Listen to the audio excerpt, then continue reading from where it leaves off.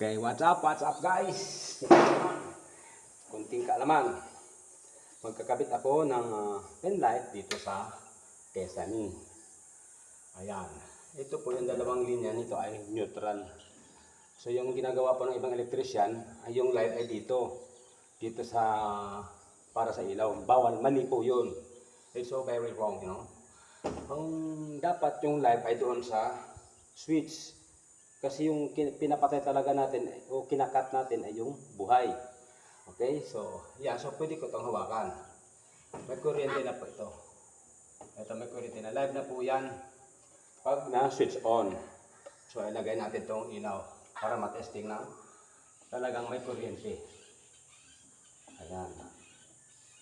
Huwag ko kayo matakot. So, pag maganda yung pagka-install ninyo, ay tama yung pagka-install niyo, hindi kayo makakuryente. Ayan o, so hindi kayo makakuryente talaga. Ayan. Hawakan ko po yan. Oh, yan. So switch on natin. Buhay natin yung patay. So ayan, umilaw. Live na po yan. So live talaga ito dahil naka-switch on. Okay? So patayin natin yung buhay. Yan.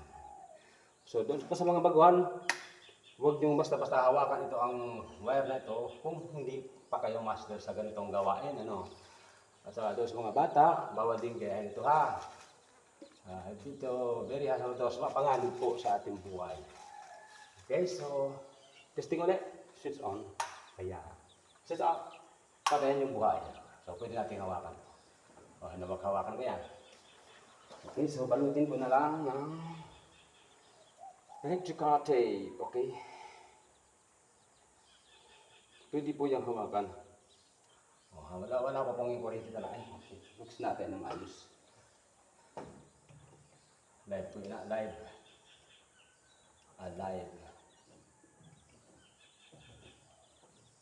220 po ang kuryente ha.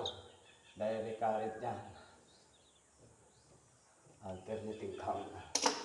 Iba yung direct current sa alternating current. Okay, balot na natin. 3, 4, 5, 6, 7, 8, 9, 10. At yung isa din.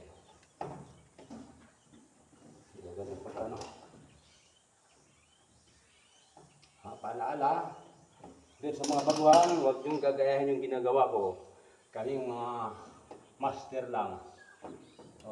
Kasi sanay na kami makuryente. Sanay na. Itong gawaan, okay? So, ayan. Okay guys, pasok na natin. Magandang ilaw ni na Sir Engineer Milor. Engineer Milor. Okay? Hey, ilaw. Alright, pinatay na yung buhay na yung patay. Ayan. Thank you for watching. Okay.